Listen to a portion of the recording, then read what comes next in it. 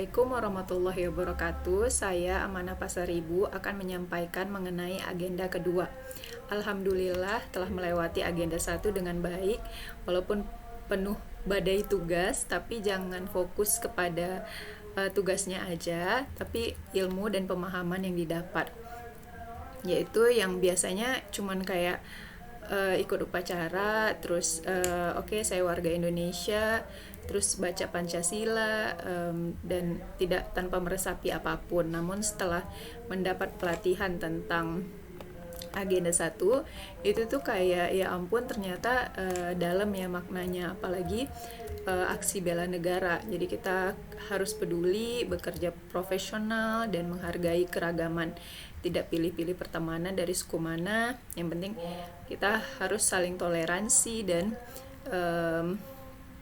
bisa berkolaborasi.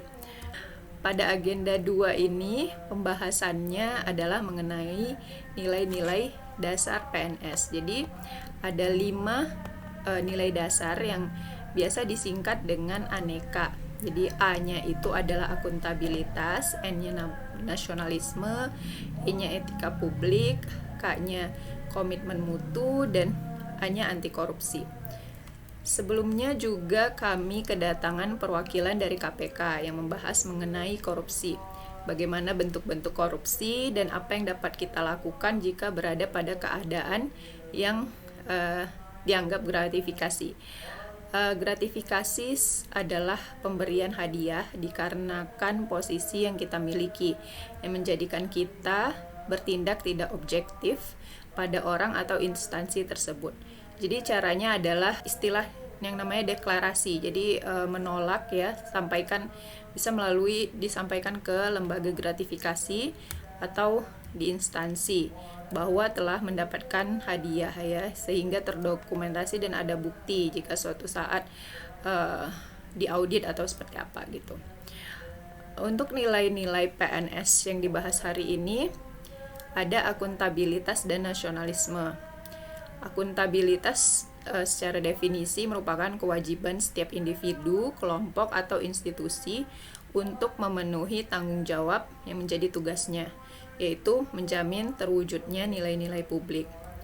Dalam hal ini, mampu mengambil pilihan yang benar jika terjadi konflik kepentingan. Lalu juga menjaga netralitas, adil dalam melaksanakan kebijakan dan pelayanan publik. Menunjukkan sikap dan perilaku yang konsisten, dapat diandalkan sebagai penyelenggara pemerintahan. Lanjut dengan nasionalisme. Sebenarnya ini kayak mereview kembali agenda 1 karena sangat berhubungan ya dengan indikator bela negara itu yang cinta tanah air ya. Dan ada pengamalan nilai-nilai Pancasila juga. Jadi bagaimana kita menghargai keragaman, jangan sampai kita malah terjerumus kepada chauvinisme yang menganggap atau meremehkan negara lain gitu ya. Dan jika seorang ASN mempunyai suatu prinsip tertentu, juga harus sejalan atau patuh dengan peraturan yang ada di Indonesia. Contohnya nih, sebentar lagi kan hari raya, maka saat yang tepat untuk mudik. Namun karena ada peraturan dilarang mudik ya dalam rangka menekan COVID, maka ASN diharapkan menaati peraturan tersebut. Lalu contoh kasus pada akuntabilitas adalah netralitas, di mana ASN tidak boleh ikut dalam politik praktis. Misalnya menggunakan atribut ikut kampanye mendukung suatu partai politik dengan maksud keberadaannya tersebut dapat menggalang massa lebih banyak. Jadi hal yang seperti itu tuh dilarang gitu ya, karena ada kepentingan lain di situ.